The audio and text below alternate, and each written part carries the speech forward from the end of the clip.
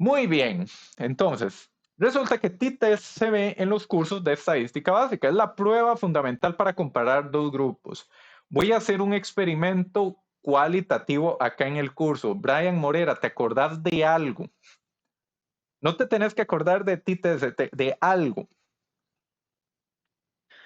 Con respecto a lo que acaba de exponer, O en general, antes de que yo hablara hoy de t-test, ¿te acordás de algo, de algún fundamento? no, Muy esta es bien. la primera vez que escucho t-test. Y probablemente eso pase con, si le hago la pregunta a varios de ustedes. No importa, no importa. T-test funciona de la siguiente manera. Vamos a calcular un parámetro que se llama el t-statistic, que lo que hace es saca una diferencia de los promedios de las dos muestras. En este caso, en nuestro ejemplo, esto es el promedio de A, el promedio de B. Lo que tiene abajo es algo que se llama la desviación estándar combinada, que es una diferencia de las desviaciones estándar de ambas muestras, de A y B. Y esto nos da un valor T, que es un valor estadístico. A gran resumen, para no volvernos a los años de estadística, es si el valor de T es chiquitito, no hay diferencia significativa entre los grupos. Si el valor de T es grande, hay diferencia significativa entre los grupos. Eso es todo. Recordarán que en los cursos de estadística uno utilizaba una tablita y había que verificar en los valores de la tablita de cómo pasar del T al p-value. Aquí R nos lo hace, entonces ni vamos a mostrar la tablita. Lo que tenemos que tener, el concepto es T bajo, no hay diferencia entre los grupos, T alto, hay diferencia entre los grupos. Entonces eso es lo que tenemos acá. Vean el numerador. Entonces, T bajo, no diferencia. T alto, diferencia. Entonces, veamos esa fórmula. Alan Pérez. Ah, mira, tenía la mano levantada y todo. Y Sí, luego voy no, con digamos, Josué. Ajá. la pregunta es, bueno, digamos, es que cuando hablamos de TEA,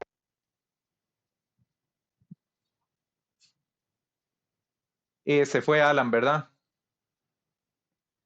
sí, aquí estoy con Gaudi, creo. No, estás congelado, pero no te oí la pregunta. Y te volviste a ir. Vamos a seguir con Josué. Ahorita volvemos con vos, Alan, por aquello. Josué. Profe, ¿qué tan bajo tiene que ser el valor para considerarse de bajo? O sea, ¿de qué rango estamos hablando, digamos? Depende de varias cosas, depende del nivel de confianza o el nivel de significancia que usted esté utilizando para su dato, depende cuántas muestras tenga y depende de lo que te diga la tablita. El punto es que con esos tres factores de la tablita llegas a un p-value. Lo que nos importa a nosotros acá en el curso es p-value menor a 0.05, hay diferencia entre los grupos, p-value mayor a 0.05, no hay diferencia. Pero depende de esos tres factores. Acá, Josué, lo que es el ejemplo que yo estaba desarrollando es nada más intuitivamente ver qué nos hace T alto y qué nos hace T bajo, ¿de acuerdo? Ok. Muy bien. Y Alan, ahí estás de vuelta. Ahora sí. Sí, bueno, creo que explicaste lo que te estaba preguntando y no pude escuchar la explicación. En que digamos que alto y bajo es como muy relativo, o sea, muy... Entonces, digamos, ¿qué es bajo y qué es alto y cómo puedo diferenciarlo?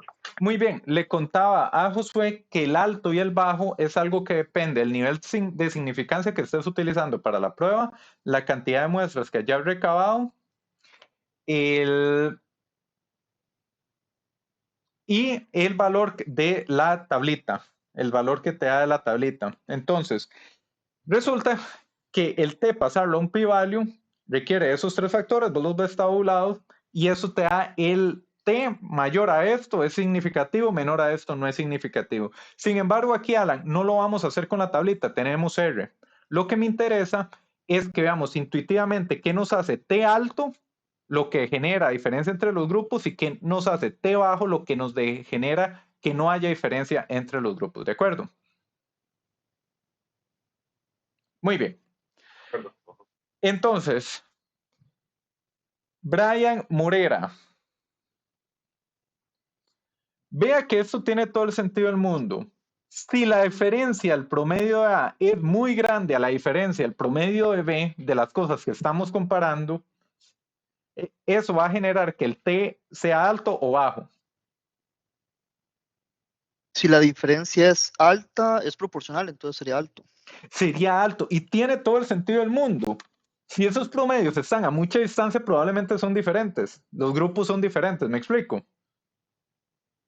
Bien, vea también que si usted recaba muchas muestras, ¿qué ocurre con este numerito de acá? ¿Se hace pequeño o se hace grande, Brian? Ese número se hace pequeño. Muy bien, si este número se hace pequeño y multiplica este número, ¿qué ocurre con el denominador? Se hace pequeño. Muy bien, un denominador pequeño, ¿qué le hace al numerador? ¿Al numerador o T? Al numerador. O sea, una vez que agarras el numerador entre un número chiquitito, ¿qué ocurre? Ah, ok. Y lo haces más grande. Se hace más grande. Si es menor a 1, se hace más grande. Entonces, aumentar el tamaño de las muestras hace que el valor de T sea más grande. Y por último, veamos la desviación estándar combinada. Entre más grande sea la diferencia entre las varianzas, ¿qué va a pasar acá? Si la diferencia hace SP grande, entonces hace T pequeño. Correcto. Entonces, esas son las tres cosas que nos influyen. Distancia entre promedios, distancia entre varianzas y cantidad de muestras. Esos son los tres factores que nos influyen. Entonces, distancia entre promedios, se calcula el numerador. Entre más grande la distancia, más grande el numerador. El denominador es el error estándar de la diferencia de los promedios. Se vuelve más pequeño si el tamaño de la muestra aumenta. También conocido como desviación estándar combinada. El valor T se hace grande si la diferencia entre los promedios es grande, si las varianzas disminuyen o si el tamaño de la muestra incrementa. Y esto lo que hace es calcular T bajo la hipótesis nula en una distribución T. Entonces, ahora sí vamos a ver la distribución T para que podamos ver un poquitillo más eso.